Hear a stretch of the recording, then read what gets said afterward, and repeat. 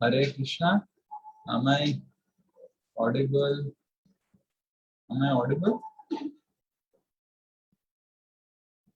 Hare Krishna. Am I audible? Yes, perfect. Om Ajnanatimirandhasya Silakaya Chakshurum Militam Yena Tasmai Shri Guruve Namah. Nama Om Vishnupadaya Krishna Prasthaya Bhutale Srimate Bhaktivedanta Swami Niti Namine Namaste Saraswate Deve Gauravani Pracharine Nirvishesha Shunyavadi Paschatya De Satarine हे कृष्णा करुणा सिंधु दीनबंधो जगतपते गोपेश गोपिका कांता राधा कांता नमस्तुते तप्त कांचना गौरांगी राधे वृंदावनेश्वरी वृषभानु सुते देवी प्रणमामि हरिप्रिये वाञ्छा कल्पतरुभ्यश्च कृपा सिन्धुभ्य एव च पतितानां पावनेभ्यो वैष्णवेभ्यो नमो नमः। जय श्री कृष्णा चैतन्य प्रभु नित्यानंद श्री अद्वैत गदाधर शिवासादि गौर भक्त वृंदा हरे कृष्णा कृष्णा कृष्णा हरे हरे हरे राम राम राम हरे हरे मूकं करोति वाचालं पंगुं लंघायते गिरिं यत्कृपातमहं वन्दे श्रीगुरु दीनतारिणं श्री परमानंद माधवम Shri चैतन्यमीश्वरम। Hare Krishna. So I welcome all of you for our next session of Gita Bhushanam. So I hope all of you are well and fine because of this COVID. Hare Krishna. Everyone is fine. Say Hari Bol. So I think all of you don't have. You can unmute. You can unmute. Hari Bol.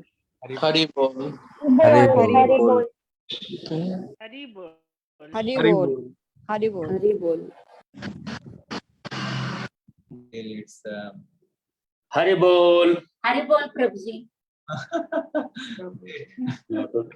yes, I am fully aware that all of you are okay now. Hari Bol, Prabhuji.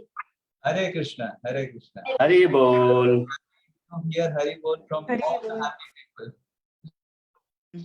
Yes, Bhagavatam class Vintanam, Prabhuji. what is the meaning? Bhagavat class. Bhagavatam class? Sorry? No, she is also listening to Bhagavatam class. Bhagavatam class. Hare Krishna. Great. Yes. Yes. तो हम देख रहे थे last class, आप सबको अगर याद होगा कि किस तरह भगवान की अर्जुन की जो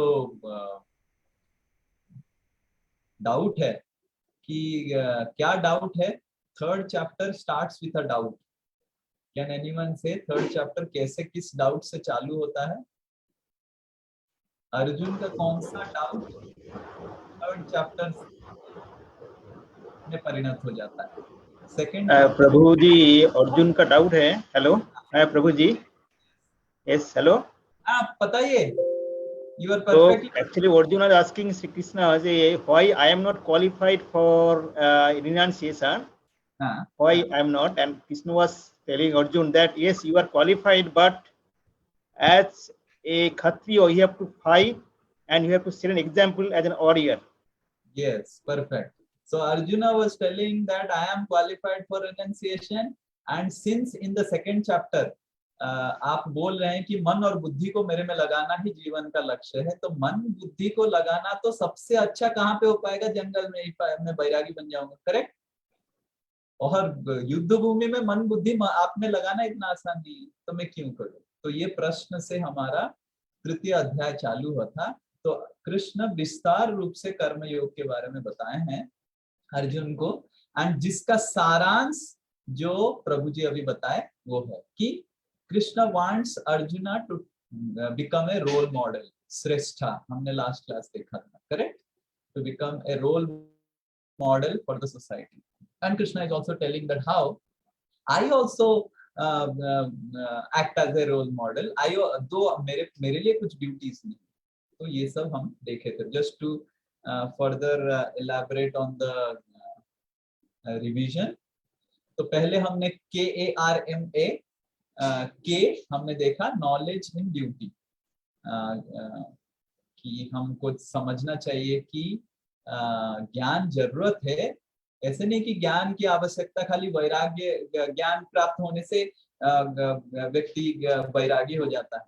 ऐसे जनरली लोगों का कॉन्सेप्ट रहता है, जनरली लोगों का कॉन्सेप्ट रहता है कि अगर आपको ज्यादा ज्ञान हो जाएगा तो आप सब घर संसार छोड़ के चले जाएंगे, ऐसे लोगों का रहता है। इसीलिए लोग बच्चों को भगवत गीता पढ़ाते नहीं। बहुत सारे माता पिता, स्पेशली भारतीय माता पिता, बच्चों को भगवत गीता नहीं पढ़ाते, और उनको प्रश्न पूछेंगे कि क्यों भगवत गीता पढ़ाने, अगर ज्यादा पढ़ लेगा भगवत गीता वगैरह वगैरह, वो सब छोड़ छाड़ के चला जाएगा, हमको छोड़ के चला जाएगा, ये संसार से मोह माया उसका टूट जाएगा। Correct? How many of you agree this? तो वो बिल्कुल पढ़ाएंगे नहीं, खुद पढ़ेंगे बट नहीं, भगवत गीता ज्यादा पढ़ना नहीं। आजकल थोड़ा ट्रेंड अलग हो रहा है, क्योंकि बच्चों को आजकल कंट्रोल नहीं कर पा रहे माता पिता, तो उनके कंट्रोल से इतना बाहर हो जा रहा है, तो कि वो क्या कर रहे हैं, इस्कॉन में आके वैल्यू एजुकेशन प्रोग्राम, इस प्रोग्राम में दे दीजिए, प्रभु जी आप मेरे बच्चे को ख्याल रखिए। इसीलिए नहीं तो माता पिता लोग बच्चों को ये सिखाते नहीं है कि ये डर के मारे कि मोह माया चला जाएगा तो ये संसार से चला जाएगा। पर भगवत गीता का जो मेन फर्स्ट स्टूडेंट है अर्जुन, वो चाह रहा था कि संसार छोड़ के, मोह माया से छोड़ के चला जाना, पर भगवान क्या बोल रहे हैं, तुम रुको। करेक्ट? तो in this way we can understand that the logic of the parents that our kids should not learn Bhagavad Gita is so baseless. तो actually Bhagavad Gita is knowledge in duty. ये हमारा पहला ये है, फर्स्ट के हमने सीखा था कि ज्ञान की आवश्यकता बहुत महत्वपूर्ण है। सही ज्ञान की आवश्यकता जो भगवत गीता में हमको मिल रहा है वो बहुत महत्वपूर्ण है हमारी दिनचर्या भी करने के लिए। हमारा जो दिनचर्या है उसको करने के लिए भी, हमारा office duty, home duties, duties as a son और ए फादर और ए मदर, इस सबको भी करने के लिए भगवत गीता की ज्ञान बहुत आवश्यकता है। क्योंकि हमको पता कैसे चलेगा कि क्या कर्म है, अकर्म है और विकर्म है। ये हमने देखा था, आपको अगर याद होगा। तो this is called knowledge in duty. और हमने इसमें भी और भी एक चीज देखा था, आपको अगर याद होगा, कि how we need to be grateful whenever we are doing something. We need to be grateful to so many people who are helping us to accomplish this task. Like for example, I am giving a class, but there are so many people who are involved in helping me to present you this class. So one needs to be grateful. It's always a teamwork. ये भी हमने देखा था, right? And उसके बाद ये कर्म विकर्म अकर्म के बारे में देखा था। और उसके बाद हमने देखा कि as spirit soul we are always active, and renunciation is always artificial, because no one actually can renounce. We need to be engaged, or we are always engaged, right? So इसीलिए हमको सीखना पड़ेगा कि किस तरह सही दिशा से एंगेज रहें। अगर सही दिशा से सीखेंगे नहीं कैसे एंगेज रहें, तो गलत दिशा से ऑटोमेटिकली एंगेज हो जाएंगे। तो हमने इधर स्टोरी ऑफ भर्तहरि दिखा था, करेक्ट? आप सबको याद होगा। एंड हमने देखा कि role model, Krishna is asking Arjuna to become a role model. Even if Arjuna is qualified for renunciation, he should act as a kshatriya and as a श्रेष्ठा। एंड हमने इधर role of grihastha and renunciate भी देखा था। And Krishna is also telling that my example, मेरे लिए कुछ duty है ही नहीं, still I perform the duty to set an example. तो तुमको कितना अर्जुन करना चाहिए? तुमको तो ड्यूटी है, बट मेरे लिए नहीं है, मैं कर रहा हूं। तुम्हारे लिए है तो तुमको कितना करना चाहिए? So that is M, my example. And then Arjuna asked the question कि अरे मैं अगर, आप और मेरे में बहुत अंतर है, आप करेंगे तो फंसेंगे नहीं, पर मैं करूंगा तो कर्म बंधन में फंस जाऊंगा। तो भगवान बोल रहे हैं कि अगर तुम मेरे लिए अर्जुन काम करेगा, तुम कभी भी कर्म बंधन में फंस नहीं पाएगा। That is called act for my pleasure, right? तो हमने ये लास्ट श्लोका देखा था, तृतीय अध्याय का 30 नंबर श्लोक, मयि सर्वाणि कर्माणि संन्यास्य आध्यात्म चेतसा। दिस इज कॉल्ड आध्यात्म संन्यास, कर्म संन्यास नहीं। अर्जुन क्या सोच रहा था? कर्म संन्यास लेने के लिए, सब छोड़ छाड़ के मैं चला जाऊंगा, बट भगवान उसको क्या सिखा रहे हैं? भगवत गीता से यह सिखा रहा है आध्यात्म संन्यास लेना, कि हम आध्यात्मिक तौर से, चेतना की ओर से हम संन्यास लिए। कैसे ले सकते हैं? जब हम सारे कर्मों को भगवान को अर्पण करें, तो वो अर्जुन को भगवान बताएं। इसके बाद अर्जुन प्रश्न पूछ रहे हैं भगवान को, बहुत अच्छा, मैं अभी युद्ध करूंगा, पर युद्ध क्यों करूंगा? क्योंकि आप मेरे को पापियों के साथ लड़ने के लिए बोल रहे हैं, और मेरा कर्तव्य राजा होने के कारण पापियों को नाश करना। करेक्ट?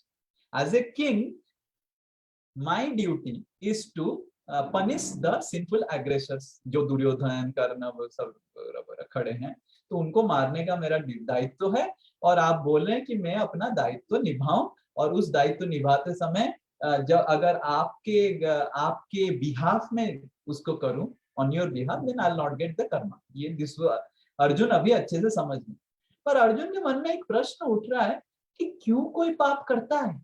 ये पापियों को, अगर पापी और लोग रहते ही नहीं तो मेरे को ड्यूटी करना पड़ता ही नहीं। Correct? Why these sinful people exist in this world? You understand the mood behind asking this question. Arjun क्यों पूछ रहे हैं? क्योंकि हाय हाय हाय हाय, क्यों? मान लीजिए क्रिमिनल होता नहीं तो जेलर होता नहीं, जज नहीं होता, सुप्रीम कोर्ट नहीं होता, हाई कोर्ट नहीं होता है। इतना बड़ा हमारा फैनफायर है because one person commits sin. Correct? अगर क्राइम होता नहीं इंडिया में, इंडिया का कितना पैसा बच जाता पता है? So many jails in India. I don't know the exact statistics of maintaining those jails, but really, it's very costly. In America, the highest budget is in defense and also in maintaining the jails. So much of money is spent. Why? Because so many people commit crime. So Arjun सोच रहे हैं कि हाँ हाय हाय क्या है, अगर अच्छा होता, लोग पाप नहीं करते तो मेरे को छुटकारा मिल जाता है कि नहीं? तो इसीलिए अर्जुन के मन में ये प्रश्न उठ रहा है कि लोग पाप वैसे क्यों करते हैं? Why people commit crime? What is the reason? तो वो प्रश्न, all of you understood why Krishna is asking this, Arjuna is asking this question. तो उस प्रश्न को तृतीय अध्याय में आगे मेंशन किया गया है। तो अर्जुन पूछ रहे हैं, we will recite this shloka. Arjun उवाच अथ केन प्रयुक्तोऽयं पापं चरति पूरुषः अनिच्छन् अपि वार्ष्णेय बलाद् इव नियोजितः।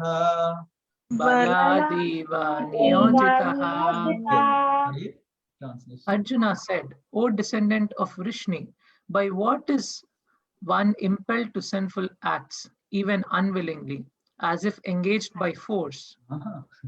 देखिए अर्जुन पूछ रहे हैं, अर्जुन उवाच, अर्जुन पूछ रहे हैं अतः क्यों, अतः मतलब क्यों पाप करते हैं और मेरे को फिर उनको मारना है? अतः केन प्रयुक्तोऽयं, प्रयुक्त मतलब युक्त मतलब जोड़ना, प्रयुक्त मतलब क्यों लोग पाप करने में उनका हृदय जुड़ जाता है आसानी से।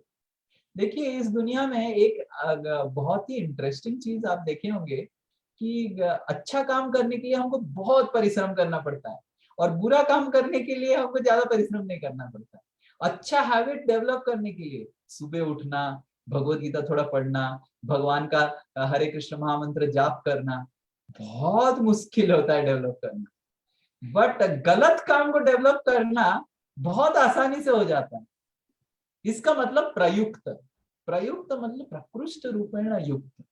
अर्जुन पूछ रहे क्यों, ये हम सब में ये ऐसा क्यों है क्यों हम नेगेटिविटी के प्रति ज्यादा आकर्षित हो जाते हैं और पॉजिटिविटी के प्रति फोर्स लगाना पड़ता है. You have seen, to accept positive habits you have to put lot of force, and to accept negative habits practically आप ऐसे ही बैठ जाइए, हो जाएगा, है कि नहीं? तो why it is like this? प्रयुक्त क्यों ऐसा है? and फिर देखिए क्या पूछ रहे हैं. अथा केन प्रयुक्त पापम चरति पौरुषः, and उसके वजह से व्यक्ति पाप करते रहता है. और अनिच्छन अपि वार्ष्णेय, इच्छा भी उसका नहीं है. हे वार्ष्णेय, हे कृष्ण, उसको इच्छा भी नहीं है. वो बलादिव नियोजिता, जैसे उसको जबरदस्ती कोई पकड़ के पाप करवा रहा है. ऐसे क्यों है कि नहीं? कभी कभी हमने देखा है कि कुछ लोग जब इंजीनियरिंग ज्वाइन करते हैं, वो सब होता है, तो एक ज्ञान आता है, उसको ओरिएंटेशन प्रोग्राम बोलते हैं कॉलेज में, OP. I don't know, in different colleges there are different terminologies, but since in India ragging got banned, so in many of the colleges the seniors introduced a wonderful term which looks like, wow, it's so nice, which is called OP, orientation program. And what they do in orientation program, they orient you to how to do sinful activities. कैसे गांजा लेना है, कैसे गलत movies देखना है, कैसे गलत काम करना है, तो कैसे बिना क्लास जाके भी पास होके भी अंडे से, अरे देखो ये इतना बंक मारा क्लास, इतना बंक मारा, फिर भी उसको इतना अच्छा नौकरी मिल गया. तो क्लास जाने की जरूरत नहीं है. तो ये सब ओपी, ओरिएंटेशन प्रोग्राम में सिखाया जाता है. तो बलादिव नियोजिता, एक व्यक्ति जब घुस जाता है, ऐसा लगता है कि उसको बलपूर्वक उसको फेंक दिया जाता है एंड एक नेगेटिविटी की समुद्र में, और बेचारा क्या करेगा, वो तो डूब ही जाएगा. ऐसा क्यों है कृष्ण? हमने देखा कि दुर्योधन, दुशासन, कर्ण को इतना समझाया जैसे कोई दुर्योधन के पीछे एक बल खड़ा है जो दुर्योधन को प्रयुक्त कर रहा है, और मे भी वो इच्छा कर रहा है, नहीं कर रहा है, पर क्यों इतना पाप किए हैं जिसके वजह से मेरे को उनको मारना है और फिर इतना घोर काम करना पड़े. तो ऐसे प्रश्न अर्जुन पूछ रहे हैं. तो अभी कृष्ण उत्तर देंगे कि क्यों लोग पाप करते हैं, राइट? तो लोग भगवान उत्तर दे. श्री भगवान वाचा, श्री भगवान उवाच. लोग को अगर इंडियन क्राइम डिपार्टमेंट समझ जाए, सीबीआई, सीआईडी और सब लोग समझ जाएं, शायद बिल्कुल क्राइम होगा ही नहीं. श्री भगवान उवाच, श्री भगवान उवाच. काम एष क्रोध एष, काम एष क्रोध एष, रजो गुण समुद्भवः, रजोगुण समुद्भवः, महासनो महापाप्मा, महाशनो महापाप्मा, विद्धि एनम् इह वैरिणाम्. विद्धि एनम् इह वैरिणाम्. The Supreme Personality of Godhead said, "It is lust only, Arjuna, which is born of contact with the material mode of passion and later transformed into wrath, and which is all devouring sinful enemy of this world." तो भगवान बोले हैं, काम ऐसा, क्रोध है ऐसा, lust and anger. काम मतलब लस्ट, क्रोध मतलब एंगर. रजोगुण समुद्भव, रजोगुण से ये पैदा हुआ है, right? It has arisen from passion, from negative desires. Mahasano mahapapam, and it is the cause of creating all pap, sinful activities. Viddhi, हे अर्जुन तुम जानो, विद्धि मतलब जानो, एनम इसको, इह in this world, बैरिणा. बैरी का मतलब क्या होता है, इसको पता है? देखिए शत्रु. तो संस्कृत में थोड़ा, और इंग्लिश में ये प्रॉब्लम है. इंग्लिश में शत्रु का इंग्लिश एनिमी है, बैरी का इंग्लिश क्या है, एनिमी है, क्योंकि इंग्लिश बहुत, उसका वोकैबुलरी बहुत छोटा है. संस्कृत का वोकैबुलरी बहुत बड़ा है और हर वर्ड रिडंडेंट नहीं। जैसे शत्रु है एक वर्ड संस्कृत में, और वैरी भी और एक वर्ड है संस्कृत में, और शत्रु और वैरी में डिफरेंस है, इसलिए the word exist. There is nothing called synonym. If another word exist in Sanskrit, that means it has a different meaning, maybe in the same line it has a different meaning altogether. No words in Sanskrit are redundant कि ठीक है ये भी है वो भी है, दोनों एक ही है, ऐसे नहीं होता। Different words have different meanings. तो हमको पता है कि शत्रु मतलब एनिमी और वैरी मतलब एनिमी, बट इन संस्कृत ये जो शब्द भगवान, देखिए भगवत गीता में जो शब्द यूज व्यवहार हो रहा है उसका बहुत बड़ा मीनिंग है। ऐसे नहीं कि कुछ भी उठा के कोई भी शब्द यूज कर दिया। देखिए ये शब्द जो यूज हो रहा है बैरी, बहुत ही महत्वपूर्ण शब्द है जो भगवान इधर यूज कर रहे हैं। और क्यों यूज कर रहे हैं बैरी, जो अब हम देखेंगे। देखिए एक होता है शत्रु और एक होता है बैरी। शत्रु और बैरी में अंतर ये है कि बैरी मतलब वो दिखाता है मित्र पर होता है शत्रु। You will consider him or her as your friend. It will come as a friend but act as an enemy. समझ में आ रहा है? The one who comes as a friend or deceives himself as a imposter, he comes in the role of a friend but acts like an enemy, is called बैरी। जब शत्रु आता है तो आपको पता है कि शत्रु अटैक कर रहा है, बट जब मित्र शत्रु बन जाता है या फिर आप उसको मित्र मान रहे हैं पर एक्चुअली वो शत्रु है, उसको बैरी कहलाता है। And that's what we see in this world. Lust, anger, greed, these are all called mitras of economic development. If there is no greed, how there will be economic development? Huh? Imagine everyone gets rid of greed, how there will be economic development? If there is no lust, how there will be economic development? Like people in Amazon, they, in order to make you greedy, they do all these advertisements, right? Buy one and get 3 free. You don't require 3, you require 1 only. But no, I have to purchase 3. So if there is no greed, then there is no economic development. And if there is no lust, then how there is economic development?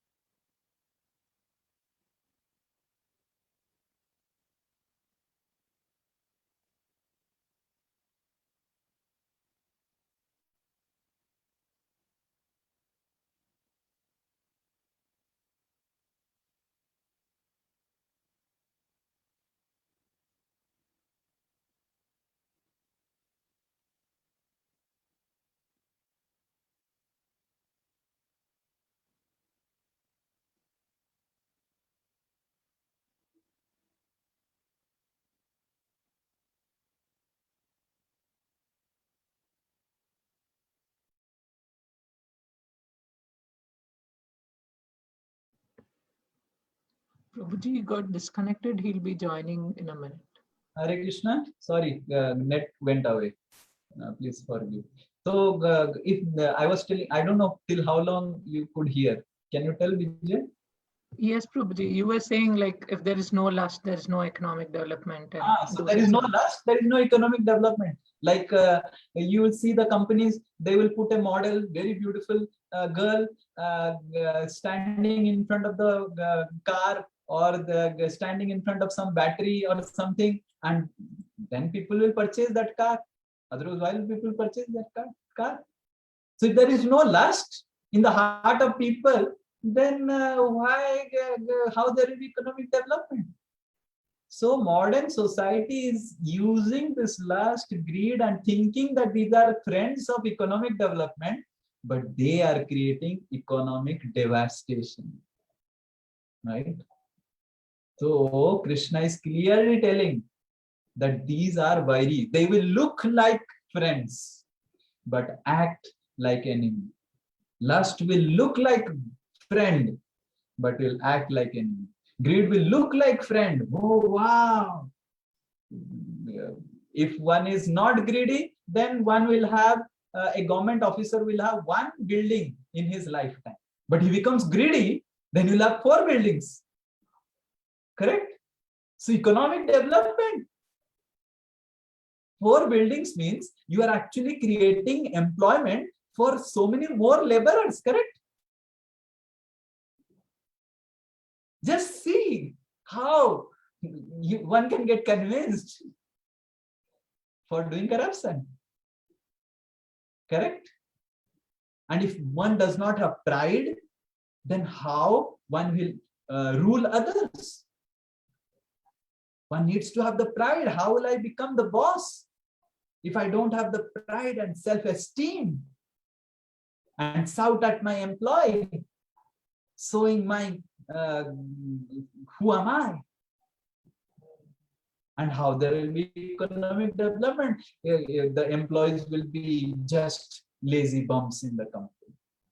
तो आधुनिक समाज ये काम, क्रोध, अहंकार, इस सबको दोस्त की तरह देख रहा है और मित्र की तरह देख के सोच रहा है कि इसको हम सब सेवा में लगाएंगे, यूज करेंगे।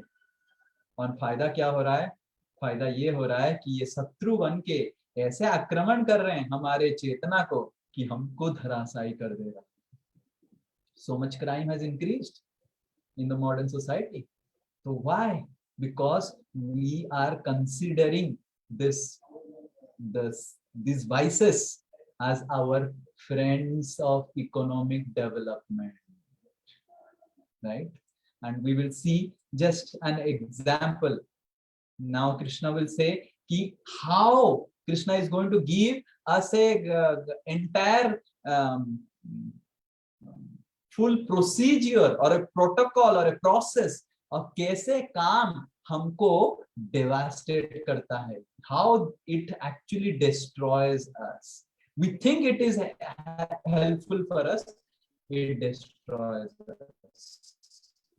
So what क्या काम करता है? Basically what lust does, Krishna explains in the next slokas. Abratam jnanam etena, Avritam jnanam Jnanino nitya vairina, Jnanino nitya vairina, Kamarupena kaunteya, Kamarupena kaunteya, Duspurena nalena cha. Dushpurena nalena cha. Apratam, हाँ पढ़िए translation. Thus the wise living entities, pure consciousness becomes covered by his eternal enemy in the form of lust, which is never satisfied and which burns like fire. आवृतम ज्ञानमेतेन, तो वो क्या करता है? काम और क्रोध क्या करता है? ज्ञान को आवृत कर देता है। आवृत मतलब ढक देता है, और ढक के हमको क्या लगता है कि जो शत्रु है वो मित्र बन जाता है। इसीलिए नित्य वैरी नाम, नित्य मतलब इटर्नल, शाश्वत रूप से ये हमारा वैरी है, शत्रु है। काम रूपेण कौन्तेय, काम का रूप में, दुष्पुरेण अनलेन च, और दूसरा तरह किस तरह ये हमारा ज्ञान को मिटा देता है? हमको लगता है कि काम को, क्रोध को सेटिस्फाई करके हम उसको सेटिस्फाई कर सकते हैं। If we indulge in lust, if we indulge in anger, then we'll be able to satisfy it. But it is like fire. By putting fuel in fire, one can never satisfy the fire. It burns like fire. Duspurena analena cha. Analena मतलब fire. जिस तरह आग में आप कितना भी तेल डाल दीजिए, आग बुझेगा नहीं, आग और जोर से जलेगा। उसी तरह by indulging in these vices, lust, anger, pride, greed, it's not that we did one corruption today and became greedy, uske baad we'll be satisfied. No, we'll become more greedy by that. Just like by putting oil, one becomes, the fire increases. Usi tarah by indulging in greed, the greed increases. By indulging in lust, the lust increases. तो आवृतम ज्ञानम, तो ज्ञान ढक जाता है, और ढक के हमको लगता है कि हम बस थोड़ा सा ग्रीड को सेटिस्फाई कर देंगे तो बस सेटिस्फाई हो जाएगा, कभी सेटिस्फाई नहीं होता। एंड इसका पूरा प्रोसीजर फिर भगवान बता रहे हैं कैसे लस्ट काम करता है। देखिए भगवद गीता कितना साइंटिफिक है, हम अभी देखेंगे how scientific is this Bhagavad Gita. एंड लोग बोलते हैं भगवद गीता इज इररिलेवेंट, ये जरूरत नहीं कि कितना साइंटिफिक। ध्यायतो विषयान् पुंसः, ध्यायतो विषयान् पुंसः, संगस्तेषुपजायते, संगस्तेषुपजायते, संगात् संजायते कामः, संगात् संजायते कामः, कामात् क्रोधोऽभिजायते, कामात् क्रोधोऽभिजायते. While contemplating the objects of the senses, a person develops attachment for them, and from such attachment lust develops, and from lust anger arises. तो अभी हम भगवान ये पूरा प्रोसीजर बताए हैं कि क्या होता है। अभी हम एक एग्जाम्पल लेके इस प्रोसीजर को पहले समझेंगे कि क्या भगवान बता रहे हैं। तो पहले होता है एडवर्टाइजमेंट, है कि नहीं। एडवर्टाइजमेंट मान लीजिए, एक एडवर्टाइजमेंट आप ले लीजिए कि BMW launches a new car, Hari बोल। So this was advertisement, आपने देखा। And tell some most recent trending heroine. Tell some most recent trending heroine. Let's क्या I forgot her name. And Deepika is purchasing this car and coming out from this car, and you saw advertisement. Wow, amazing. And then attraction, कितना अच्छा होता। Aha, if I can get this new BMW car. ध्यायतो, this is called ध्यायतो, ध्यान। Advertisement तो सब जगह है, पर जब तक हम ध्यान नहीं करते उसके ऊपर तब तक हम पकड़ में नहीं आते। तो ध्यायतो, attraction. And then next is संगात, एसोसिएशन। हो, दीपिका तो खरीदी थी, मेरे दोस्त कंपनी का कलीग भी खरीद लिया, और मेरे पास 800 BMW, उसके पास BMW, और मेरे पास मारुति 800। ची ची ची ची ची, दोनों का पोजीशन सेम, दोनों का स्टेटस सेम, दोनों का फ्लैट सेम, और गाड़ी उसका BMW और मेरा मारुति 800। दिस इज कॉल्ड संगात। We have developed an association. संघ मतलब कंपनी, right? Association. So ध्यायतो विषयान् पुंसा संगात। तो पहले एडवर्टाइजमेंट देखते हैं। तो ये पूरा श्लोक को मैंने ए में परिणत कर दिया, तो आपको याद रखना आसान हो जाएगा। Advertisement leads to attraction, and then third it leads to संगात, association. And after association two things will happen. Either you will be able to purchase BMW, or you will not be able to purchase BMW. Correct? These two things will happen, nothing separate. So after Sangat, imagine your desire was fulfilled. You really purchased the BMW. Then it develops into attachment, kamaha, or anxiety. Oh, मैंने car को lock किया क्या? अरे scratch तो नहीं हो गया, अरे ठीक से रखा कि नहीं, अरे you have seen how people are so mad if they purchase a brand new car. अगर कुछ और आवाज भी आया, अरे कुछ कोई तोड़ तो नहीं दिया, तो anxiety, it develops into anxiety. And अगर आप BMW नहीं खरीद पाए, देन इट डेवलप्स क्रोधा, एंगर. क्यों मैं खरीद नहीं पाया, क्यों मेरे पास इतना पैसा नहीं है कि मैं BMW खरीदूं. So this is called anger. So this is the first phase of how lust works in life. The first phase is dhyayato, then visayan pumsa sanga. Advertisement तो है ही, उसका कुछ कर ही नहीं सकते, बट हमारे जीवन में क्या काम करता है, जब हम ध्यायतो, कंटेम्पलेट, और attraction, and then association, and then we develop attachment if it gets fulfilled, and if it doesn't get fulfilled, then anger develops. क्यों मेरे पास नहीं है, and everything, all danger starts from anger. You see, danger और anger में ज्यादा अंतर नहीं है, एक खाली D का अंतर है, करेक्ट. डेंजर और एंगर में क्या अंतर है, बस एक D का अंतर है.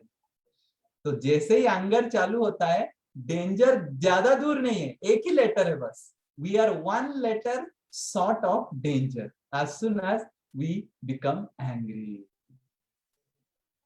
And then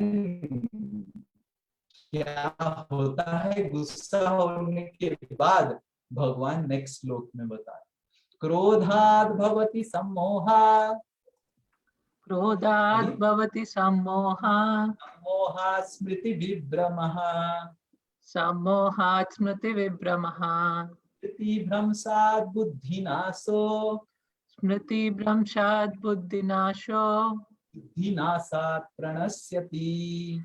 बुद्धिनाशात् प्रणश्यति. इस श्लोक को भी मैंने इंग्लिश में सारे डी कर दिया. तो पहला श्लोक को मैं सारा ए कर दिया, advertisement, association, advertisement, then attraction, association, and then attachment and anger. And इस श्लोक को सब में डी कर दिया. तो क्रोध के बाद क्या होगा, भगवान बोल रहे हैं, पहले सम्मोहा, डिल्यूजन. मेरे को चाहिए, मेरे को चाहिए, मेरे को BMW चाहिए, मेरे को BMW चाहिए, सपने में BMW, रात में BMW, दिन में BMW, मारुति 800 ट्रैवल करते समय BMW, बॉस के साथ बात करते समय BMW, वाइफ के साथ बात करते समय BMW, बच्चों के साथ बात करते समय BMW, पिताजी के साथ बात करते समय BMW, दोस्त के साथ बात करते समय BMW. Right? सम्मोहात, one completely gets deluded कि मेरे को ये चाहिए चाहिए, क्यों. तो first is सम्मोहा, delusion, and then Krishna says Smriti भ्रंशा, dementia. तो आदमी पूरा अपना honesty, ethics, fair practices सब भूल जाता है. क्यों, उसको BMW चाहिए at any cost, उसको नहीं मिला. तो दिस इज कॉल्ड स्मृति भ्रंशा. स्मृति भ्रंशा मतलब बुद्धि, मतलब जो मेमोरी है वो लॉस हो जाता है, अपना जो सही चीज है उसका ज्ञान चला जाता है. उसके बाद बुद्धि नाशः. मैं अगर मेरे रिलेटिव को ये गवर्नमेंट का टेंडर दे दूंगा तो उससे थोड़ा ऊपरी मिल जाएगा, ऊपरी नीचे जो भी whatever, then one gets into corruption. बुद्धि नाशः, कृष्ण says, and बुद्धि नाशः प्रणश्यति. CBI, हरे कृष्ण, और CID, whatever it is. आजकल तो CBI या CID को भी आप पैसा दे सकते हैं, but what can be done. तो but this lust creates crime. First, it creates anger or attachment. Then one forgets what is good and what is bad. Then one's intelligence is completely gone, and he starts doing into wrong practices. And then pranasyati. Pranasya matlab destruction. So delusion, dementia, delirium, and destruction. So these are the 4 Ds of what happens after anger. These are the danger. तो all R D देखिए, तो सब समय आपको पता लेना चाहिए कि जल्दी से जल्दी में रिवाइंड करना चाहिए। डिल्यूजन हो गया मतलब बहुत आगे चला गया, पीछे चलो पीछे चलो, और जितना आगे जाएंगे आप डिस्ट्रक्शन के उतना नजदीक पहुंचेंगे। सो इन this way Bhagwan Krishna is explaining how the lust works in our life, कैसे काम हमारे जीवन में क्रोध में परिणत हो जाता है, और क्रोध में परिणत होने से कैसे प्रणस्यति गलत काम करवा देता है हमसे, और फिर डिस्ट्रक्शन होता है। तो कोई अगर पूछेगा क्यों कोई पाप करता है, तो पाप चालू होता है अविद्या से, इग्नोरेंस। ज्ञान जब नहीं रहता है तो पाप चालू होता है। जैसे फॉर एग्जाम्पल, इधर एक एग्जाम्पल दिया गया है कि double your money, triple your money, come to our casino, double your money, triple your money, ऐसे एडवर्टाइजमेंट होता है कि नहीं? हाँ, 2 गुना करो, 4 गुना करो, 5 गुना करो, कैसीनो कैसीनो, पपीनो कैसीनो। तो ऐसे बहुत सारा कैसीनो होता है, डबल ट्रिपल, 5 गुना, 10 गुना, 100 गुना कर सकते हैं। और लोगों को क्या लगता है, कितना आसान तरीका है ना पैसा बढ़ाने के लिए। So this is called ignorance. ये मूर्खता है, हाँ, ये मूर्खता है कि पैसा आपका बढ़ेगा। तो वो देख नहीं पा रहा है कि कैसीनो चलाने वाला कैसे कैसीनो चला रहा है। अगर वो 5 गुना पैसा तुमको देगा और जो भी आ रहे हैं सबको 5 गुना पैसा देगा, तो भिखारी हो जाएगा 2 दिन में। और वो पूरा चकाचक शोरूम बनाया है, कितने सारे एम्प्लॉय रखा है, चकाचक लड़कियों को रखा है, पूरा बियर बार रखा है, सब कुछ रखा है, जिसका मतलब 5 गुना कर नहीं रहा है, करेक्ट? पर वो बुद्धि नहीं रहता है। मूर्ख कैसे देख पाएगा वो सब चीजें? जो मूर्ख कैसीनो में जाता है वो ऐसे देखता है। जैसे और हमने देखा है कि कभी कभी आप जाएंगे कुछ शोरूम में साड़ी खरीदने या कुछ सामान खरीदने, और वो अगर जान पहचान वाला व्यक्ति होगा, आपको क्या बोलेगा, भैया आपके लिए, या फिर भाभी जी आपके लिए ये साड़ी पूरा कॉस्ट प्राइस में आपको दे रही हूँ। भाभी जी ये पूरा कॉस्ट प्राइस में। कॉस्ट प्राइस में कोई बिजनेसमैन देता है क्या? हाँ, कॉस्ट प्राइस में देगा तो इतना बड़ा शोरूम मेंटेन कर पाएगा, एसी लगा पाएगा, चकचक ग्रेनाइट डाल पाएगा, फ्लोरिंग, इतने सारे एम्प्लॉय को रख पाएगा, आपको मीठा मीठा बात बोल पाएगा? मतलब वो कॉस्ट प्राइस में नहीं दे रहा। पर ये मूर्खता है, समझ जाना कि हाँ हाँ हाँ हाँ, कितना मेरा दोस्त है ना, मेरा दोस्त का दुकान है, पूरा कॉस्ट प्राइस में दे रहा है, और वो बोले मैं पूरा कॉस्ट प्राइस में दे रहा हूँ। तो इसी तरह जब एक व्यक्ति visits casino as an example, that is called ignorance, to think that one can double one's money by indulging into gambling. And then what happens after avidya? Then one develops this sinful desire, बीजम, मेरे को जाना है, वो गया उसका पैसा 5 गुना हो गया, वो गया उसका पैसा 10 गुना हो जाए, मेरे को जाना है, want to go to a casino. And उसके बाद वो पाप करता है, he starts playing in casino, putting all his money in casino. And उसके बाद उसका पैसा बढ़ भी जाता है, और उसको लगता है देखो अमेजिंग, मेरा पैसा बढ़ गया, मेरा पैसा बढ़ गया। एंड उससे कूटम, कूटम मतलब एडिक्शन। पहली बार अब जब कैसीनो में जाते हैं, you will not lose, you will win. Second time you will put more money.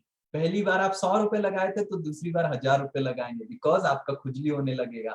बाप रे, 100 का 1000 हो गया, अच्छा होगा तो 1 लाख लगाता, तो 1 लाख लगाएगा, और 1 लाख का 10 लाख हो जाएगा तो और खुजली बढ़ जाने लग जाएगा, तो 1 करोड़ लगा देंगे। 1 करोड़ का 10 करोड़ हो गया तो खुजली और बढ़ गया, और फिर 10 करोड़ लगा दिया और पूरा डूब गया। हरे कृष्णा। तो दिस इज कॉल्ड खुजली, कूटम। कूटम मतलब खुजली।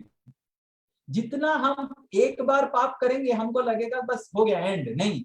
एक बार जब पाप करते हैं, it is the beginning of the second sin. That is why ये कैसा, देखिए एक साइकिल है, this is a cycle. First बीजम, desire, then papam, आप पाप करेंगे, and that results in further putam, फिर से आपको पाप करने में खुजली होगा, फिर से आप नया पाप करने का बीजम सीड डेवलप होगा, फिर पाप करेंगे, तो ये चक्कर में आपको डाल देगा पूरा. And finally, in the end result will be next life one suffers. Next life one suffers terribly. पहले तो whatever sinful reactions, and then one gets the manifest reactions of poverty in next life. Like we see some people are born so poverty stricken. They don't have anything to eat. They don't know what to eat in the next second half also. So why they are born poverty stricken? Because they misutilized money in their previous life. That's why they are born poverty stricken in the next life. So in this way, the sinful activities put us in a Ferris wheel of sinful reactions. More and more and more and more. ऐसे हम घूर घूर के जाते हैं. So what is the solution to come out? We are all in this Ferris wheel. थोड़ा सा पाप करते हैं, that develops putam, खुजली बढ़ता है, फिर और पाप करते हैं, फिर खुजली बढ़ता है, and then finally we get the reaction. And जब कष्ट आता है, लोग क्या बोलते हैं? क्यों कष्ट आया? मैंने तो कुछ नहीं किया. अरे पूरा पिछला जीवन यही सर्कल घुमाया. ये पूरा सर्कल जो पिछला जीवन में घुमाया वो दिखाई नहीं देता है. क्या दिखाई देता है लोगों को? लोगों को लास्ट में ये दिखाई देता है. केवल ये दिखाई देता है, इस जीवन का ये दिखाई देता है, और उसके लिए भगवान को इतना कंप्लेन करते हैं, कर्स मारते हैं. कृष्णा तुम कितना निष्ठुर है, मेरे को इतना कष्ट दिया, ये दिया, वो दिया, मैं कितना साधु हूं, मैं कितना संत हूं. अरे बाबा, तुम साधु है? हाँ? भगवान तो पूरा सोच रहा तुम साधु है. हाँ? बस मैं सभ्य हूं बोलो, तुम साधु मत बोलो. मैं सभ्य हूं. I am a gentleman that I have not revealed to the world what you have done previous life. That is my gentlemanly behavior. मैं इतना जेंटलमैन हूं कि मैं लोगों को इस जीवन में बता नहीं रहा हूं तुम्हारा पुराना जीवन का क्या कांड, और तुम बोला तुम सभ्य है. So in this way people completely try to curse, complain, मेरे को कष्ट मिल रहा है, मैंने कुछ नहीं किया. तो we have done all this. जितना हम इसका चक्कर काटेंगे उतना हमको कष्ट मिलता रहेगा. जीवन में कष्ट मिलता है क्योंकि हम ये चक्कर काटते रह रहे हैं. We are rotating the wheel of sinful activities. So what is the solution? Then Krishna says solution. Lust का solution जानने के लिए पहले तो हमको सीखना पड़ेगा कि लस्ट है कहाँ. लस्ट को अगर दमन करना है, काम को अगर दमन करना है, किस, जैसे भगवान बोल रहे हैं वो शत्रु है, काम इज शत्रु, तो उसको मारो. शत्रु को मारने से पहले तो पता चले शत्रु है कहाँ. जैसे टेररिस्ट को अगर मारना है तो पहले तो आइडेंटिफाई करना पड़ेगा, लोकेट करना पड़ेगा, वेयर इज द टेररिस्ट, तब ना बंदूक चलाएंगे, नहीं तो किसी और के ऊपर बंदूक चल जाएगा. करेक्ट. तो स्ट्राइक करने से पहले वी हैव टू अंडरस्टैंड काम बैठा कहाँ है. तो इसलिए पहले Krishna locates the lust. Where is the lust? That's what Krishna says in the next shloka. देखिए भगवद्गीता कितना सिस्टमैटिक है, भगवान कितना सिस्टमैटिकली बोल रहे हैं चीजों. इंद्रियाणि मनोबुद्धिर अस्याधिष्ठानमुच्यते अस्याधिष्ठानमुच्यते एतैर्विमोहति एषा ज्ञानम् आवृत्य देहिनाम्. The senses, the mind and the intelligence are the sitting places of this lust. Through them, lust covers the real knowledge of living entity and bewilders him. तो हमारा आत्मा का जो ज्ञान है उसको कैसे, कहाँ पे बैठ के काम बैठा हुआ है? इंद्रियाणि मनोबुद्धि. इंद्रिय मतलब सेंसेस, और मनो मतलब हमारा माइंड, एंड बुद्धि मतलब हमारा इंटेलिजेंस. मतलब प्रैक्टिकली हमारा सॉफ्टवेयर को करप्ट कर दिया. अस्या अधिष्ठानम उच्यते. अधिष्ठान मतलब बैठने की जगह.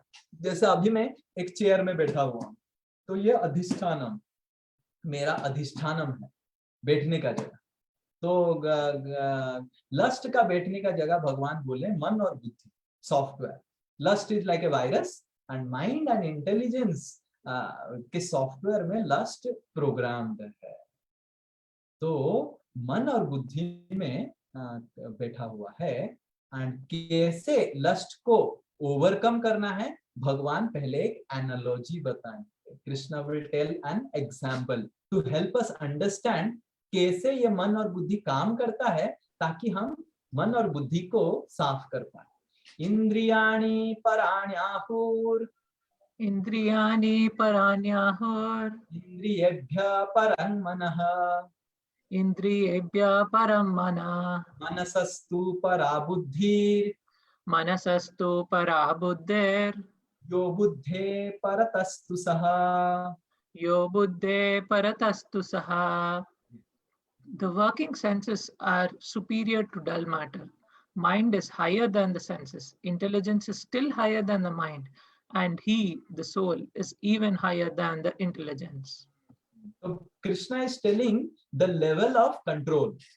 Krishna is telling the mind is higher than the senses. The senses, मतलब हमारी जो इंद्रियां हैं, it is higher than the sense objects, जो भी हमारा मैटर है। क्योंकि इंद्रियों को छू के महसूस करने के पास शक्ति है उसके पास। Matter is can not think feel, है कि नहीं, महसूस नहीं कर सकता है। सो इंद्रिया जड़ वस्तु से ऊपर है, मन इंद्रिय से ऊपर है, सेंसेस से ऊपर है। Intelligence is more powerful than mind, mind is more powerful than senses, right?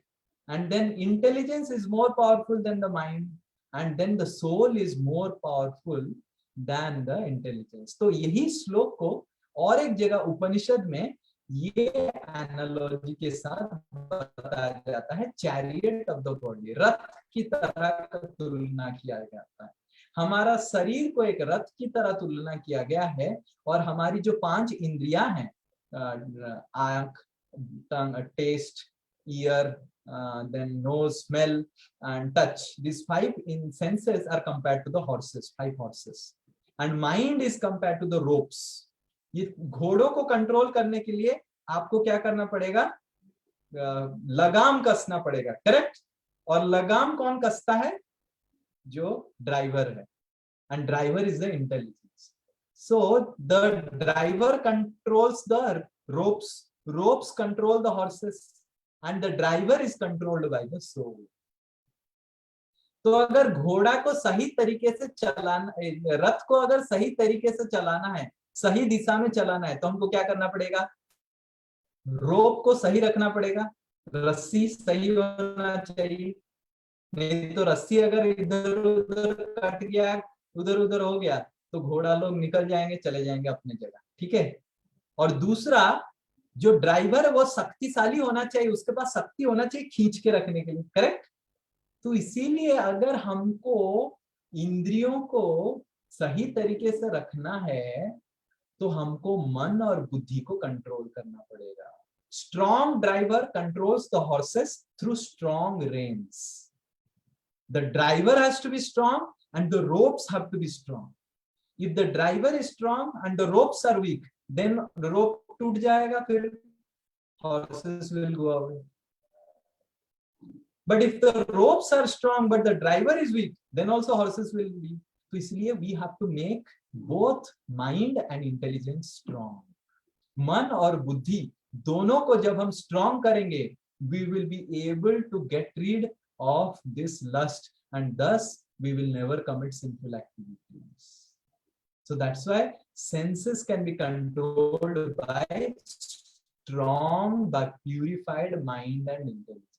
हमको अपना मन और बुद्धि को स्ट्रॉन्ग करना पड़ेगा। कैसे मन को ट्रांसफर करना है, भगवान इधर बता रहे हैं। विषया विनिवर्तन्ते, विषया विनिवर्तन्ते, निराहारस्य देहिना, निराहारस्य देहिना, रसवर्जं रसोप्यस्य, रसवर्जं रसोप्यस्य, परं दृष्ट्वा निवर्तते, परं दृष्ट्वा निवर्तते, Yes. Though the embodied soul may be restricted from sense enjoyment, the taste for sense objects remains.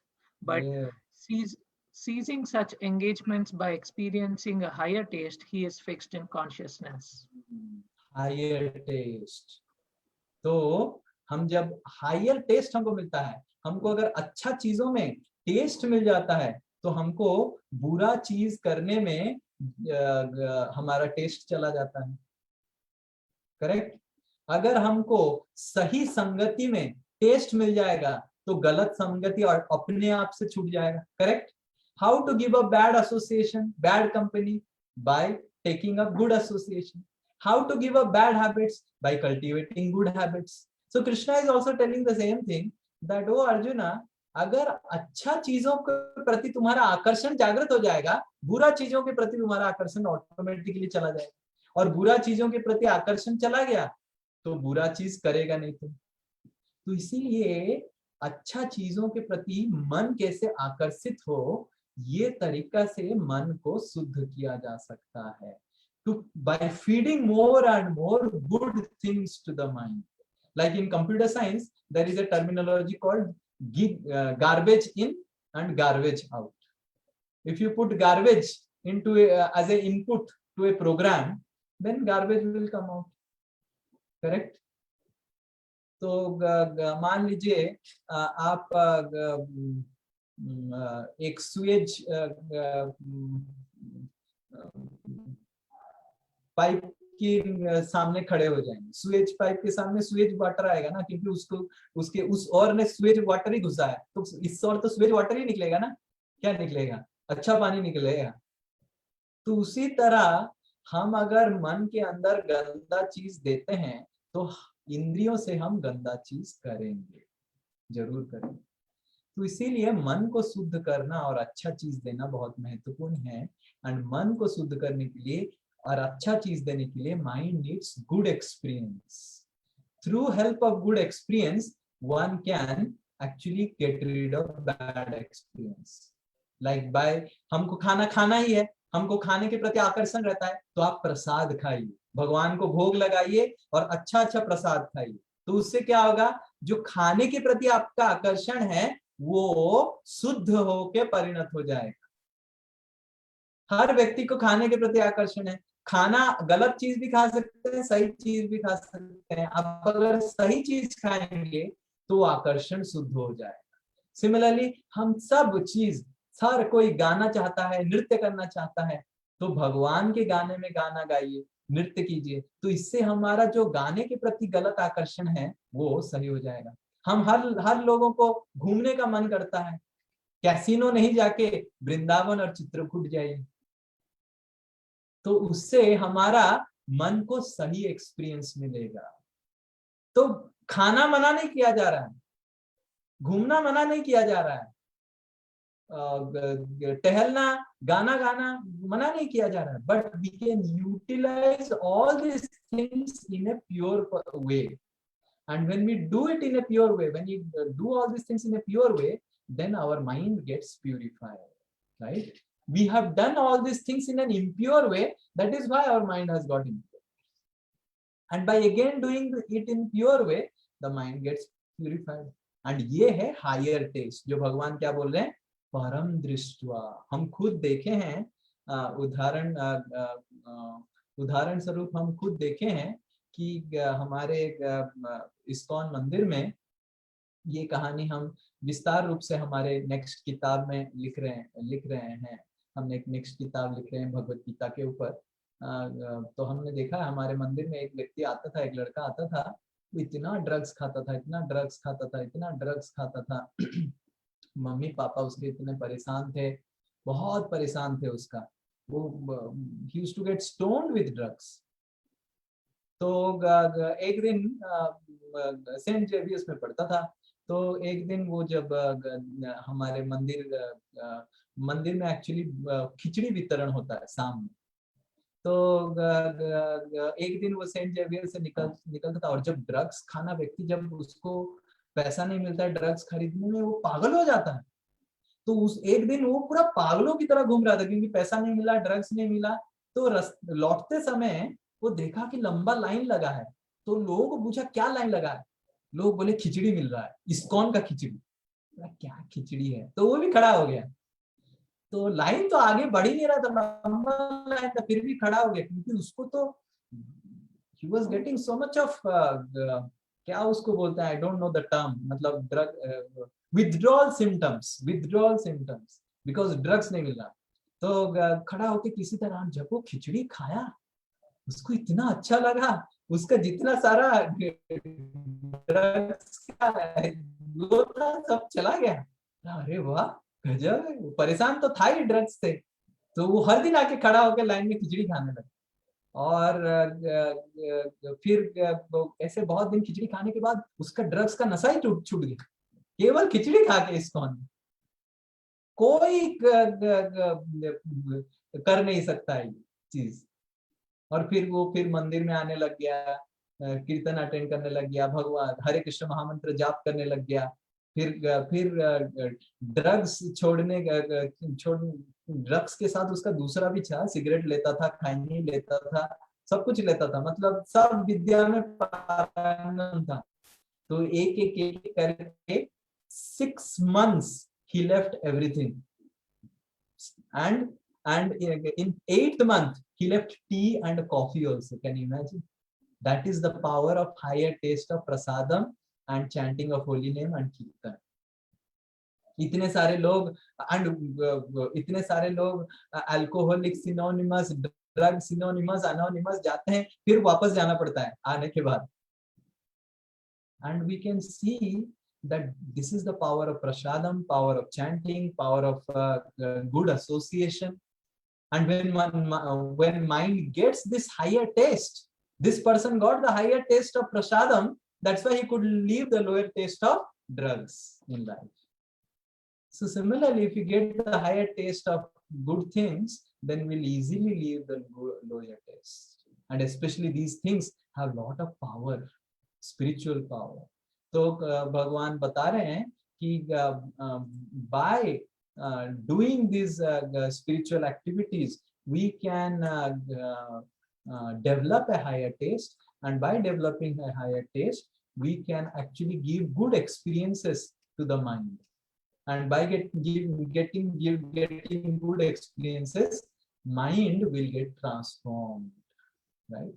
And how to purify intelligence? बुद्धि को कैसे शुद्ध किया जाए? व्यवसायात्मिका बुद्धि, व्यवसायात्मिका बुद्धि, एके हे कुरुनंदना, एके हे कुरुनंदना, शाखा हि अनंतश्च, बहुशाखा हि अनन्तस्य, भयो व्यवसायिनां, बुद्धयो व्यवसायिनां. yes. Those who are on this path are resolute in purpose, and their aim is one. O beloved child of the Kurus, the intelligence of those who are irresolute is many branched. व्यवसायात्मिका बुद्धि, बुद्धि को strong करने के लिए व्यवसाय। बुद्धि कैसे strong होगा? when we focus and concentrate on spiritual subject matters. तो शास्त्र अध्ययन से, भगवत गीता का अध्ययन से बुद्धि, ज्ञान योग से बुद्धि शुद्ध होता है। और एके है कुरुनंदन, one can develop pinpointed attention when my intelligence is purified. So intelligence needs education. By reading Bhagavad Gita, Bhagavatam about Krishna, when we read, our intelligence gets purified through education, spiritual education. And जो next chapter में भगवान बताने वाले हैं ज्ञान योग अध्याय कि कैसे बुद्धि को शुद्ध किया जाए, जो हम 4 और 5वें अध्याय में ज्ञान योग में देखेंगे। हरे कृष्णा कृष्ण कृष्ण हरे हरे, हरे राम राम राम हरे। जय श्रील प्रभुपाद की जय, श्रीमद् भगवद गीता की जय। Yes, anyone has any question, then you can ask. Yes, Prabhuji, in the chat there are questions. Questions, a lot of questions. Okay, I have a question. What is the wrong if for a builder or an investor is employing hundreds for his building, they are earning food? Yes, there is no wrong if the builder is investing and employing hundreds for building, but there should be no corruption. Corruption should not be there. Imagine one is doing horrible corruption and telling that I am employing hundreds of people. So actually by corruption, what you are employing hundreds of people, but there are some people whom you are creating problems also. Right? So women should not indulge in corruption of any form, right? And if one is so much thinking about employing hundreds of people, then use your own money. Why you are cutting the throat of other people doing corruption and doing charitable work? Don't do charitable work based on corruption. Use your good money. Corruption money में charity जो करेंगे, जो उसका लेगा उसको भी पाप लगेगा. Imagine you get some corrupted money from someone through wrong means and use that money for doing some good to others. Then whoever receives that money or benefit of the beneficiary of that money, he will also get the reaction. Anger leads to danger. Please throw some light on how to control this anger. Example, Durvasamani. Yes.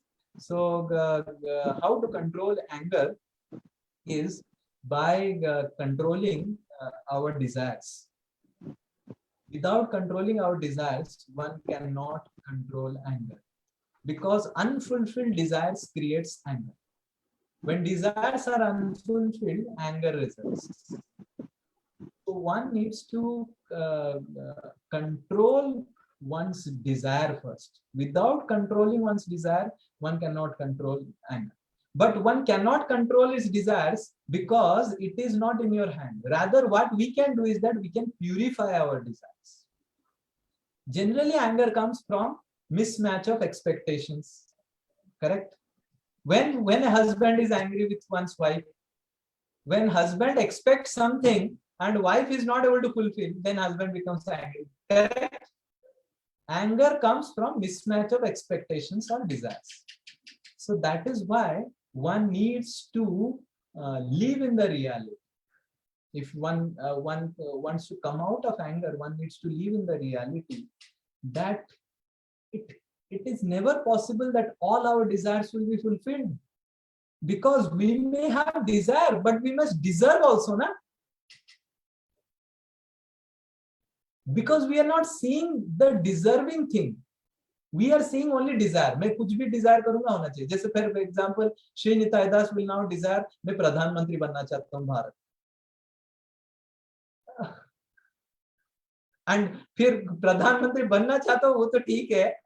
और फिर मैं ऐलान करूँगा सामने कलकत्ता का park street में जाके बड़ा सब लोगों को बुलाऊंगा, बहुत बड़ा इकट्ठा करूंगा, ऐलान करूंगा आज से ये 500 नोट चलेगा. एंड कोई फॉलो नहीं करेगा तो मैं गुस्सा हो जाऊंगा. अरे क्या गजब है. So first deserve to become a prime minister, then someone will follow your announcement. Correct? Similarly, instead of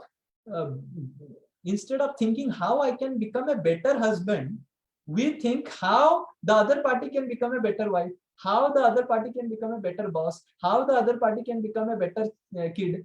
Okay, whether they become better wife, better husband, better let me play my role in the best possible way.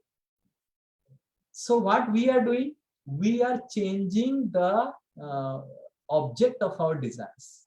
Previously, the object of our desire were based on the other party. How he will do this. Now I am focusing on myself. How I will do my duties. How, whether the other party does it. So in this way, we will calm down our anger by understanding, by refocusing our desires. Our desires are generally based on the expectation from the other party.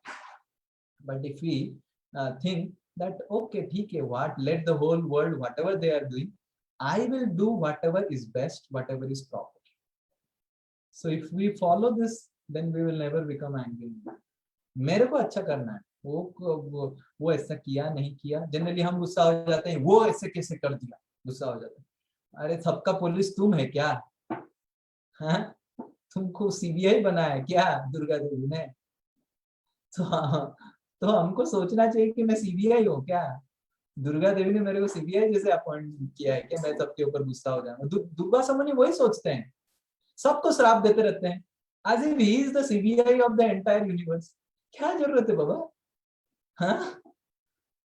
Who appointed you as the CBI and CID? So in this way we should get rid of this CBI mentality. कि I will correct everyone. So then you will be automatically angry. But if you think that I will correct myself, then you become angry on yourself. Not very good, right? So that is how. Is this clear, Ravi? Next is why human beings have this luster greed. No, human beings don't have luster greed. The luster greed is developed over a period of time by indulging in that.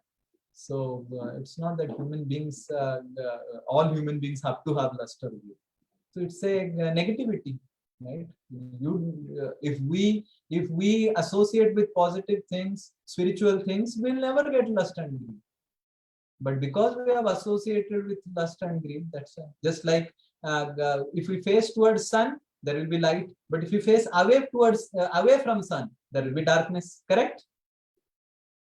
So भगवान से हम उल्टा हो गए, विमुख। भगवान के और हम देखेंगे तो हमारे अंदर लस्ट, एंगर, ग्रीड नहीं रहेगा। बट क्योंकि हमने भगवान को हमारे जीवन से छोड़ दिया, इसीलिए हमारे जीवन में काम, क्रोध जागृत हो। तो इसलिए हम फिर से भगवान को अपनाएंगे तो हो जाएगा। सो कृष्ण सूर्य सम माया हया अंधकार। कृष्ण सूर्य की तरह, और हम कृष्ण के साथ रहेंगे तो आलोक में रहेंगे, कृष्ण से दूर रहेंगे तो अंधकार में रहेंगे, और अंधकार से ही सब चालू होता है। हमने देखा ना, अविद्या बीजम पापम कूटम, ये साइकिल में अविद्या से सब चालू। I was listening to Sadhguru. He was telling that world is not human centric. Human doesn't mean much. Please explain this confusion. No, world is not human centric. World is egocentric. Everyone has his own ego, and everyone follows his own ego or identity. हमने देखा. Tiger has his own ego. Based on that ego, it follows that I have to eat a deer every day. The criminal has his own ego that I am a criminal. Depending on your ego or identity, the world is designed, and everyone thinks my ego is the center of everything. Correct? So world is not human centric. It is not animal centric. It is not ladies centric. The feminists will say that world was male centric. Now we are making equal. It is nothing like that. Neither world is male centric or female centric. It is egocentric. It is not like that females don't have an ego and males only have ego, and now equality has happened and all. Egocentric. Whoever you are, everyone in this world, in this material world, has ego, and so everyone has a center, whether it is human or animals. Animals, the difference is their freedom is much lesser. They have a lesser freedom. But human beings have more freedom to experience their ego, express their ego. Demigods, Devata log, have more freedom to express their ego. Indra has more freedom. Indra can appear anywhere, disappear anywhere. And if Indra wants, he can put so much of clouds and rains and devastate a state or town. So Indra has more power to express his ego. The demigods have more power. The human beings have less power. The animals have lesser power to express their ego. But the entire universe is egocentric, based on the ego. And as soon as we get rid of this ego and put Krishna in the center, God in the center, then there will be peace and tranquility in the universe. Otherwise, there can be no peace and tranquility. Right? Is this clear? So the confusion is, it is nothing about who is the center. The center is ego of everyone, and different people have different capacity to express their ego. Animals have very low. Trees have much lesser. to express their ego. Animals are little higher, human beings more higher, demigods, devatas are more higher, like that. But the goal of life is to replace our egocentric behavior with God-centric behavior. Because God is one, and if everyone replaces his or her ego with God, then there will be one center and no chaos and no fight in the world. That is the message of Bhagavad Gita. Arjuna was trying to put his own ego in the center and saying that I will not fight. But Krishna was telling, you fight for me, you make the center of your life myself. That is the message of Bhagavad Gita. Is this clear, Rajesh? The world is not human-centric or any-centric, it's ego-centric. And everyone has ego, starting from trees till everyone. Krishna is putting money in share market for more money is sin. Not all share markets are sinful activities.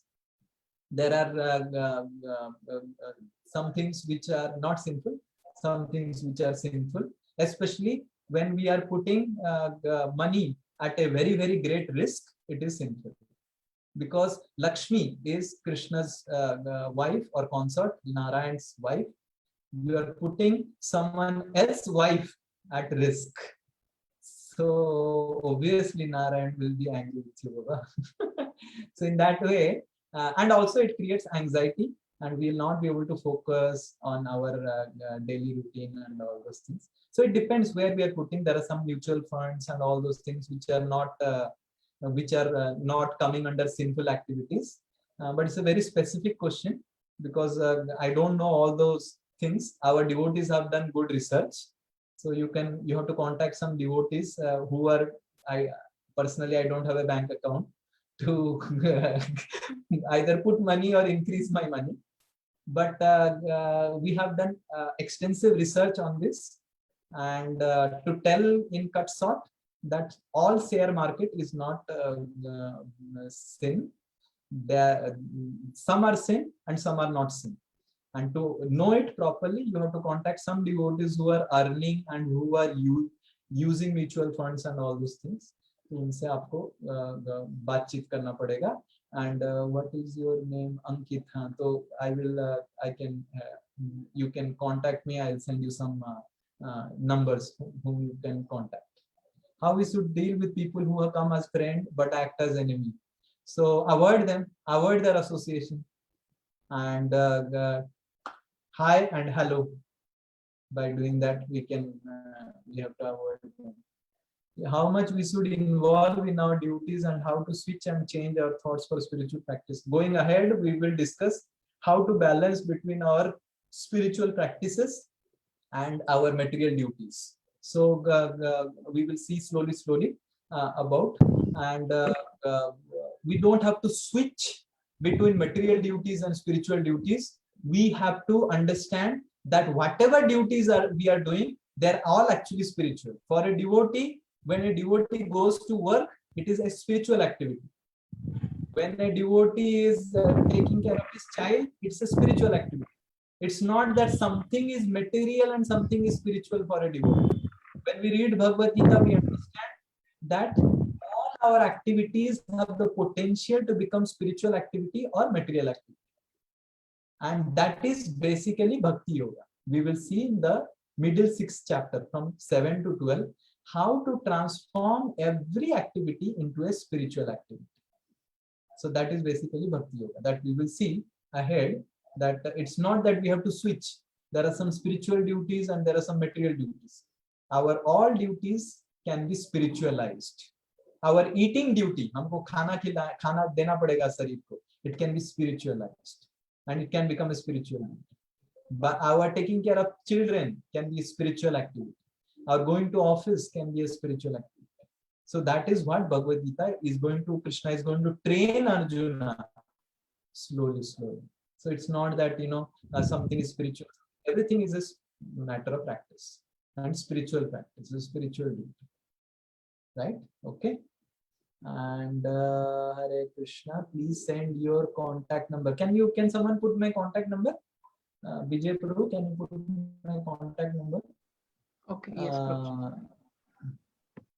He's asking contact number.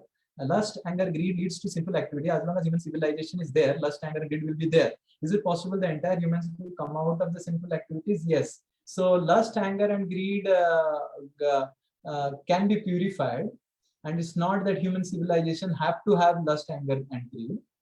And economic development is completely possible without lust, anger, and greed,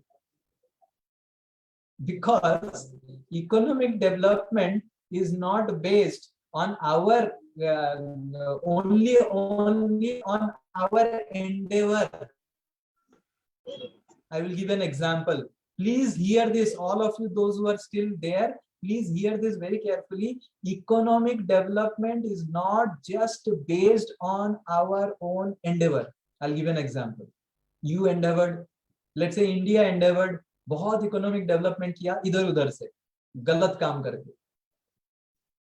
Understand, material nature becomes really frustrated if we indulge into sinful activities. Then cyclone आ गया, then इधर उधर आ गया, गया ना आपका economic development. जो भी पैसा एक्स्ट्रा खरीदा सब चला जाता है, सब पैसा चला जाता है. शास्त्र बताता है धर्म अर्थ काम मोक्ष. धर्म will result into earth, economic development.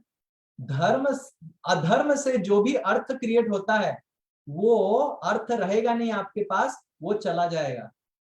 It will never stay, वो स्थायी अर्थ नहीं होगा. धर्म से ही जो अर्थ क्रिएट हुआ है वो स्थायी होगा और वो काम में, आनंद में परिणत हो सकता है. धर्म अर्थ काम. धर्म is moral activities, activities based on scriptures. Artha is economic development. Kama is enjoyment or ananda, happiness. So if we are trying to get artha, economic development from adharmic means, not using dharma, then it will not get transformed to the next stage, that is ananda.